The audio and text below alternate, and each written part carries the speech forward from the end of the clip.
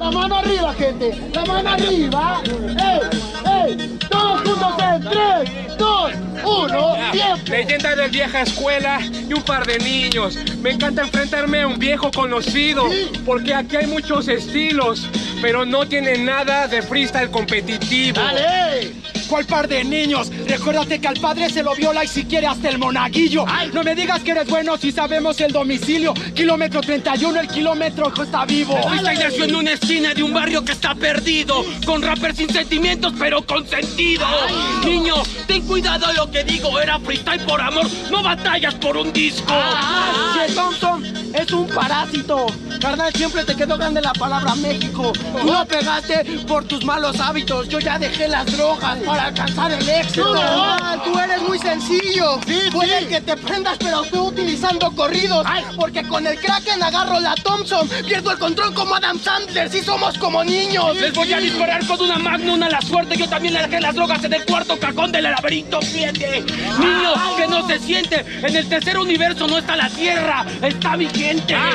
Con en el laberinto 7 lo cambiamos al octavo. Mejor pregúntale al conecte. Ella, es que la verdad que es muy sencillo. Con un chino jugar a dragones y castillos.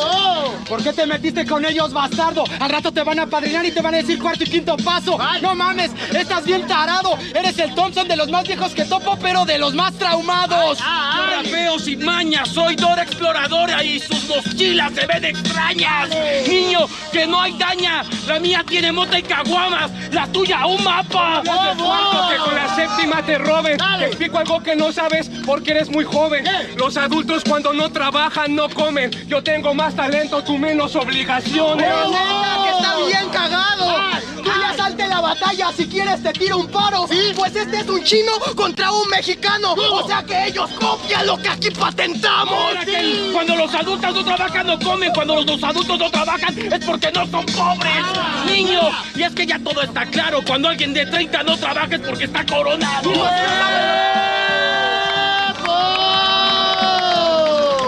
Cabrones, esas son las venas, güey. Chica, este pedo. También pa' mí. Frente al jurado, vamos, frente al jurado, frente al jurado.